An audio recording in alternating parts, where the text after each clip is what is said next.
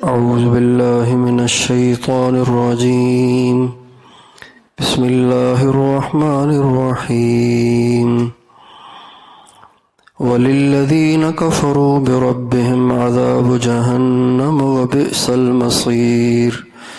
إذا ألقوا فيها سمعوا لها شهيقا وهي تفور تكاد تميز من الغيظ كلما ألقي فيها فوج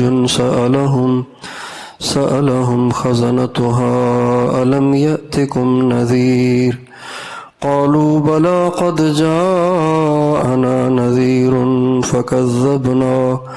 فكذبنا وقلنا ما نزل الله من شيء إن أنتم إلا في ضلال كبير. وقالوا لو كنا نسمع أو نعقل ما كنا في أصحاب السعير فاعترفوا بذنبهم فسحقا لأصحاب السعير.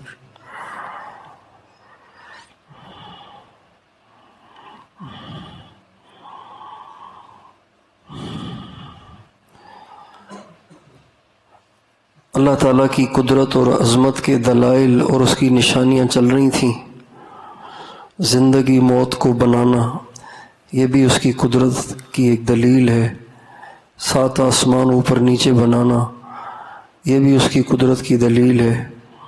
اور پھر ان آسمانوں کو بے عیب بنانا، بغیر کسی جوڑ کے، بغیر کسی پھٹن کے اس کو بنانا اور ایسا پائیدار بنانا کہ ہزاروں سال گزرنے کے بعد بھی اس میں کوئی فرق نہیں آیا.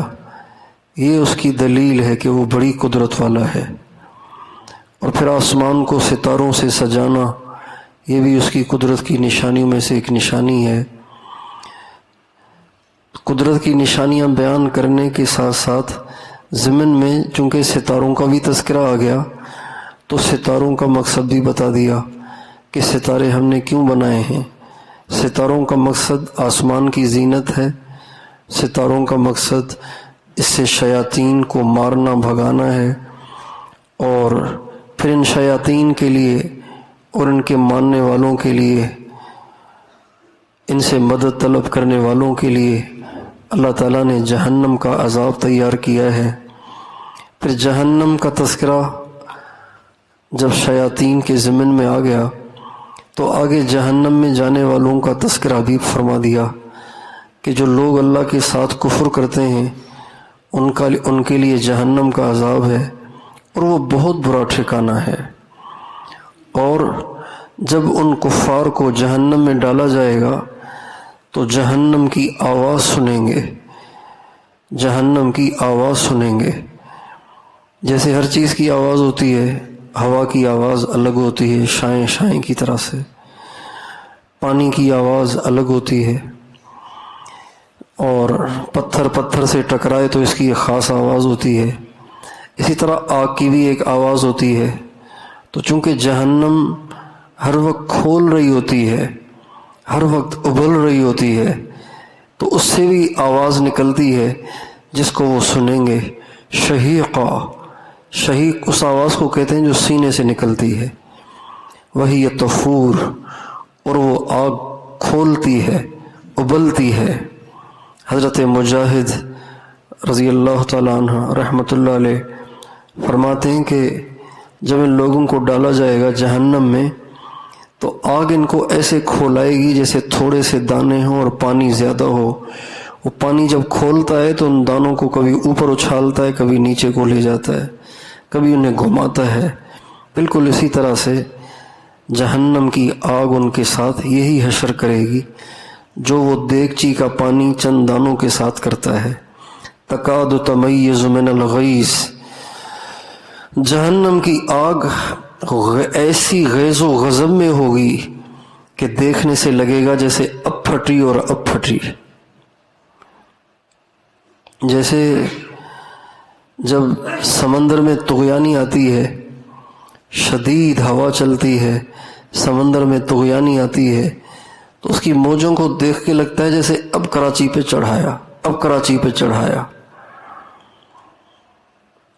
اور اسی طرح جب کوکر میں آپ کھانا پکاتے ہیں کوکر میں، تو وہ کھانا اندر اچھل رہا ہوتا ہے، اسی وجہ سے اس کا ڈھکن ٹائٹ کیا جاتا ہے، اس کو بالکل سیل کیا جاتا ہے تاکہ اندر کا گرم سالن اور پانی ابل کے باہر نہ جائے. تو جیسے کوکر کے اندر ایک عجیب ہی اندر یعنی ایک حرکت ہوتی ہے، خوفناک قسم کی حرکت ہوتی ہے، یہی حال جہنم کی آگ کا ہوگا کہ جہنم کی آگ اس زور سے کھول رہی ہوگی، چیخ رہی ہوگی کہ ایسے لگے گا جیسے اب پھٹ رہی. اس خوفناک دوزخ میں ڈالا جائے گا ان لوگوں کو جو کفر پہ مر گئے. ہائے کتنے ناکام ہے وہ انسان جو کفر پہ مر جائیں. لوگ سمجھتے ہیں کہ کافروں کے پاس اچھی سڑکیں ہیں، کافروں کے ہسپتال بڑے صاف ستھرے ہیں، کافروں کا ڈالر بہت اونچا جا رہا ہے، ہمارے پیسے کی تو کوئی حیثیت ہی نہیں، ویسے ہی گر رہا ہے. لیکن بھائیو، یہ تو چند دن کے ان کے مزے ہیں، چند دن کے بھی پتہ نہیں کہنا چاہیے نہیں کہنا چاہیے، زندگی کا کیا بھروسہ ہے. لیکن مرتے ہی ان کو جس آگ میں ڈالا جائے گا، اذا القوا فیہا سمعوا لہا شہیقا وہی تفور تکاد تمیز من الغیظ، یہ ان سب لوگوں کے ساتھ ہوگا جو کفر پہ مر رہے ہیں. کرسچن مر رہے ہیں، یہودی مر رہے ہیں، ہندو مر رہے ہیں، بدھ مت مر رہے ہیں، بھاگڑی مر رہے ہیں، ہمارے سندھ میں کولی مر رہے ہیں، اور مینگواڑ مر رہے ہیں، جتنے بھی بنیے مر رہے ہیں، جتنے بھی کفر پہ مر رہے ہیں، ان سب کے ساتھ یقینی طور پر یہ ہونے والا ہے. اللہ کا قرآن سچا ہے. اس کی ابتدا ہی اللہ نے یہاں سے کی ہے، لا ریب فیہ. اس کے پڑھنے سے پہلے اپنا ذہن صاف کر لو کہ اس کی سب باتیں مستند اور معتبر ہیں، اس میں کسی شک کی گنجائش نہیں. لہٰذا پڑھتے جاؤ اور دل میں اتارتے جاؤ، تسلیم کرتے جاؤ.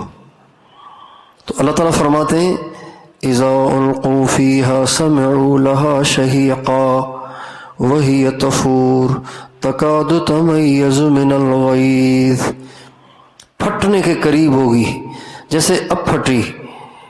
جب انہیں ڈالا جائے گا، کلما القی فیہا فوج سألہم خزنتها الم یأتکم نذیر، جب کبھی بھی انہیں گھسیٹ کے دوزخ میں پھینکا جائے گا، فوج پوری جماعت کو کہتے ہیں،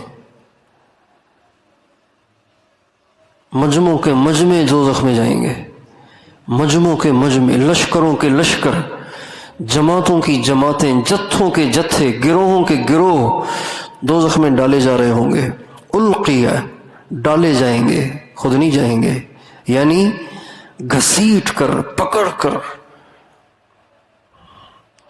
یؤخذ بالنواسی والاقدام، ڈالنے کا انداز کیا ہوگا؟ ڈالنے کا انداز یہ ہوگا کہ ان کے پیشانی کے بالوں سے اور ان کے پاؤں سے پکڑ کے ان کے جسم کو کمان بنایا جائے گا، یوں پیچھے سے ان کو موڑ دیا جائے گا، اور یوں انہیں پکڑ کے بے دردی کے ساتھ پھینکا جائے گا. زنجیروں میں جکڑے ہوئے ہوں گے، چہرے ان کے سیاہ ہوں گے، کأنما اغشیت وجوہہم قطعا من اللیل مظلما، ان کے چہرے اتنے کالے ہوں گے جیسے ان کے چہروں پہ رات آ گئی ہے، اتنے کالے ہوں گے. اور زنجیروں میں بھی جکڑے ہوئے ہوں گے، اور زنجیروں میں جکڑے ہوئے ایسے نہیں ہوں گے جیسے ہم دنیا میں کسی جانور کو جکڑتے ہیں، نہیں، وہاں زنجیروں میں جکڑنے کا انداز اور ہے. وہاں زنجیروں سے باندھا نہیں جاتا بلکہ زنجیروں میں پرویا جاتا ہے. زنجیروں میں کیا کیا جاتا ہے؟ خذوہ فغلوہ ثم الجحیم صلوہ ثم فی سلسلۃ ذرعها 70 ذراعا فاسلکوہ۔ فسلکوہ کا معنی ہے اس کو پرو دو، جیسے دھاگے میں دانے پروئے ہوئے ہوتے ہیں نا تسبیح کے، ایسے زنجیر کا ایک سرا منہ سے داخل کیا جائے گا، پاخانے سے نکالا جائے گا، اس طرح ان کو باندھ کے جکڑ کے جہنم کی آگ میں پھینکا جائے گا۔ یہ ہر کافر کے ساتھ ہونا ہے، ہر کافر کے ساتھ ہونا ہے۔ اس لیے ہمارے بھائی صاحب فرماتے تھے کہ ان کافروں کی چمکتی گاڑیاں، پھسلتی سڑکیں اور ان کی بلند و بالا بلڈنگیں دیکھ کے تم متاثر نہ ہوا کرو، یہ سب نقصان میں جا رہے ہیں۔ مزے کریں گے 50 سال اور کیا کریں گے، 70 سال تو آج کل ویسے ہی عمر کم ہوتی ہے، 20 سال تو بچپن میں گزر جاتے ہیں۔ مزے کریں گے 50 سال، 60 سال، 40 سال، 30 سال، اور جلیں گے ارب ہا ارب سال۔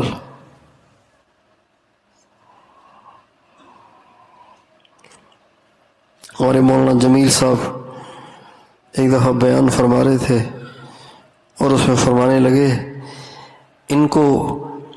ان بے ایمانوں کو جہازوں میں اڑتا ہوا اور گاڑیوں میں گھومتا ہوا دیکھ کر کبھی رشک نہ کرنا، اس لیے کہ یہ اپنے ذمے ہزاروں سال کی بھوک لیے ہوئے ہیں۔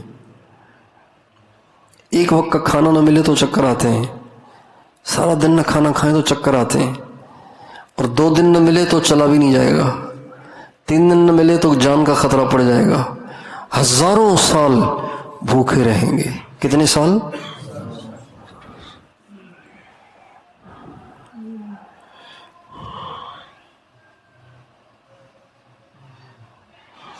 إنه كان لا يؤمن بالله العظيم ولا يحض على طعام المسكين فليس له اليوم هاهنا حميم ولا طعام إلا من غسلين لا يأكله إلا الخاطئون۔ غسلین کھائیں گے، زقوم کھائیں گے اور کچھ نہیں ملے گا۔ زقوم ایک انتہا درجے کا کڑوا درخت ہوتا ہے جس میں کانٹے ہی کانٹے ہوتے ہیں، جانور بھی نہیں کھا سکتا اسے، جانور بھی نہیں کھا سکتا، اونٹ بھی نہیں کھا سکتا، بھینس، گائے، کوئی جانور نہیں اسے کھا سکتا، اتنا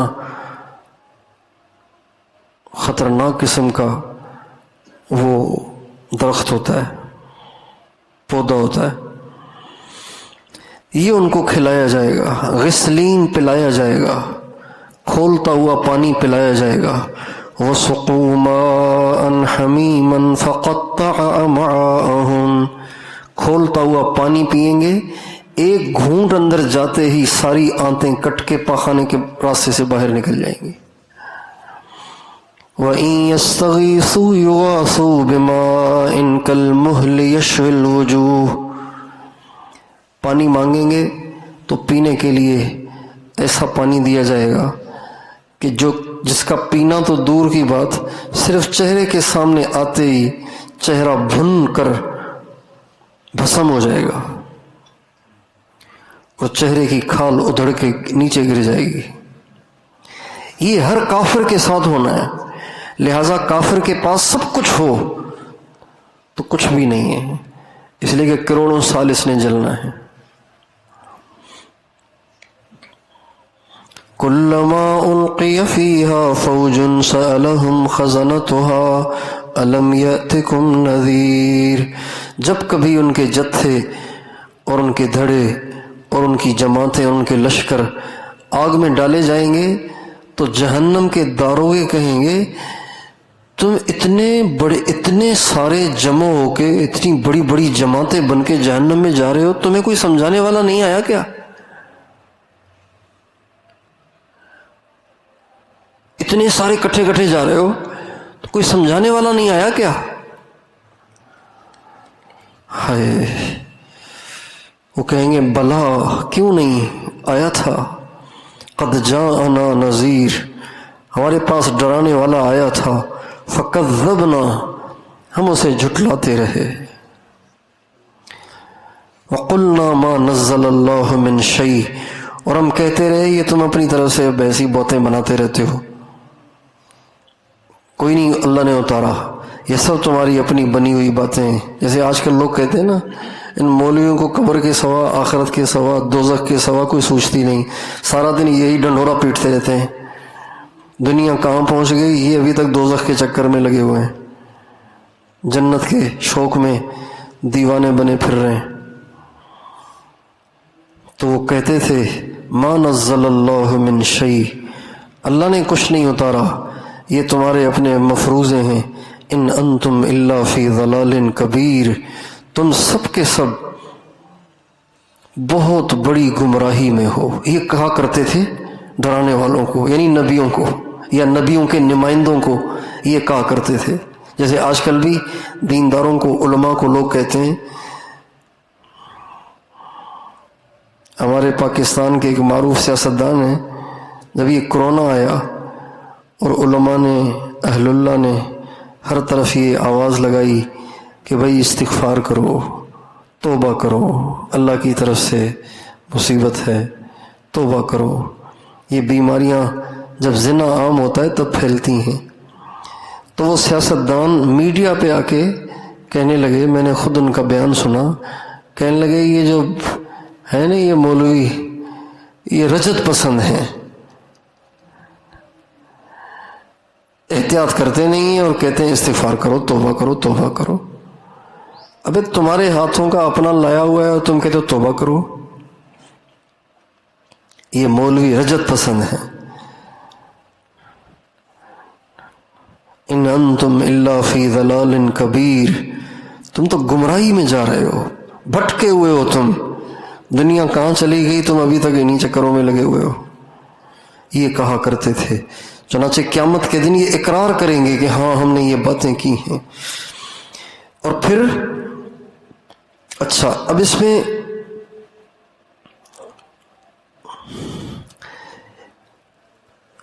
یہ جو ڈرانے والے لوگ ہوتے ہیں نا، چاہے انبیاء ہوں، چاہے انبیاء کے نائب ہوں، جہاں ان کا کسی کے پاس جا کر اسے دعوت دینا یہ اس کے لیے ایک خوش قسمتی ہے، وہیں اس کے لیے نہ مان کر بربادی کا سامان بھی ہے۔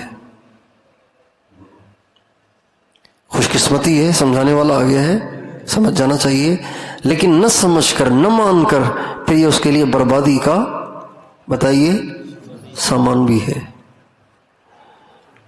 اللہ تعالیٰ قرآن پاک میں فرماتے ہیں وَمَا كُنَّا مُعَذِّبِينَ حَتَّى نَبْعَثَ رَسُولًا، ہم عذاب بعد میں بھیجتے ہیں، اس سے پہلے ڈرانے والے بھیجتے ہیں۔ تو ڈرانے والوں کا آنا یہ دلیل ہے کہ اب عذاب آنے والا ہے۔ ڈرانے والوں کا آنا یہ مقدمہ ہوتا ہے عذاب کا، یہ عذاب کے آنے سے پہلے ایک تنبیہ ہوتی ہے۔ جب جنگ ہونے لگتی ہے نا تو اعلانات ہوتے ہیں، بتیاں بجھا دو، اندھیرا کر لو، گھروں میں گھس جاؤ۔ ہم نے تو جنگ نہیں دیکھی، جو نوجوان بیٹھے انہوں نے جنگ نہیں دیکھی 71 کی 65 کی، لیکن جب جنگ ہوتی ہے تو بتیاں بند کروائی جاتی ہیں، اعلانات ہوتے ہیں، سائرن بجتے ہیں، کہتے ہیں بس اندھیرا کر لو، جیسے یہاں کوئی آبادی نہیں ہے۔ تو اللہ تعالیٰ کی طرف سے ڈرانے والوں کا آنا یہ اس بات کی علامت ہے کہ کوئی بڑی پکڑ آنے والی ہے۔ تبلیغ کا کام اللہ تعالیٰ نے شروع کرایا تو جہاں یہ بہت سے خوش قسمتوں کے دوزخ سے بچنے کا سامان ہوا، وہیں اللہ تعالیٰ کی طرف سے پکڑ کے شدید ہونے کا بھی ذریعہ ہے۔ ایک دفعہ ہمارے حاجی صاحب تشریف فرما تھے تو حضرت مولانا محمد احمد صاحب باول پور والے ان سے ملنے آئے، یہ عاجز وہاں کھڑا ہوا تھا۔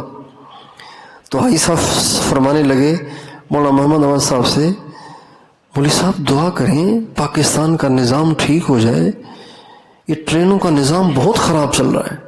حاجی صاحب فرمانے لگے ٹائم پہ نہیں آتی ٹرینیں، 6-8 گھنٹے لیٹ ہو جاتی ہیں، یہی فلائٹوں کا بھی حال ہے، کینسل ہو جاتی ہیں، لیٹ ہو جاتی ہیں۔ تو حاجی صاحب مولانا محمد احمد صاحب سے فرمانے لگے مولوی صاحب دعا کریں، یہ بہت خراب چل رہا ہے پاکستان کی ٹرینوں کا نظام۔ تو مولانا محمد احمد صاحب بڑی متانت کے ساتھ حاجی صاحب سے فرمانے لگے اگر یہ نظام ٹھیک کرنا ہے تبلیغ بند کر دو، اگر یہ نظام ٹھیک کرنا ہے تو تبلیغ، بولو نا یار، سو رہے ہو کیا سارے؟ تبلیغ۔ پھر فرمانے لگے تبلیغ آپ لوگ کریں گے تو اللہ دنیا داروں کے نظام کو تو درہم بھرم کرے گا نا۔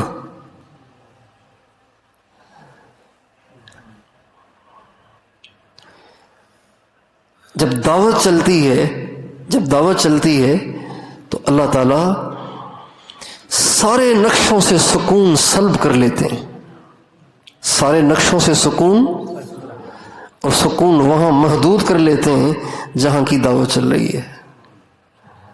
وَمَا كُنَّا مُعَذِّبِينَ حَتَّى نَبْعَثَ رَسُولًا، ڈرانے والا جب آتا ہے تو یہ اس بات کی گھنٹی ہوتی ہے کہ کوئی پکڑانے والی ہے، لہٰذا اس ڈرانے والے کے ڈرانے سے سمجھ جاؤ، سدھر جاؤ، سیدھے ہو جاؤ۔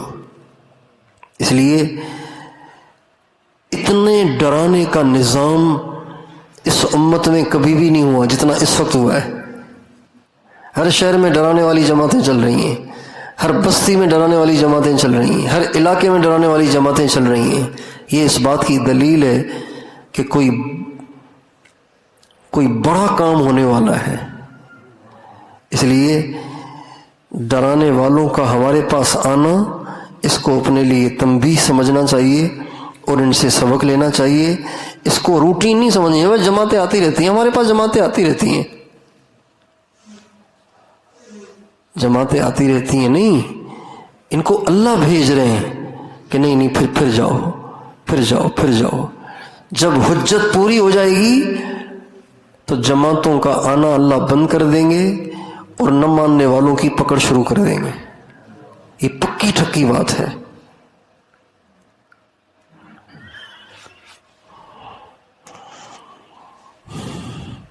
اللہ تعالی ہمیں ڈرانے والوں کے ڈرانے سے ڈرنے کی توفیق عطا فرمائے۔ لا الہ الا انت سبحانک انی کنت من الظالمین۔ اللہم صلی علی سیدنا محمد وعلی آل سیدنا محمد وبارک وسلم۔ ربنا ظلمنا انفسنا وإن لم تغفر لنا وترحمنا لنكونن من الخاسرین۔ ربنا هب لنا من ازواجنا وذرياتنا قرة اعین واجعلنا للمتقین اماما۔ ربنا افرغ عليهم صبرا وثبت اقدامهم وانصرهم على القوم الكافرين۔ ربنا افرغ عليهم صبرا وثبت اقدامهم وانصرهم على القوم الكافرين۔ ربنا افرغ عليهم صبرا وثبت اقدامهم وانصرهم على القوم الكافرين۔ اللهم ول علينا خيارنا ولا تول علينا بذنوبنا شرارنا۔ آمين۔ وصلی اللہ علی النبی الکریم۔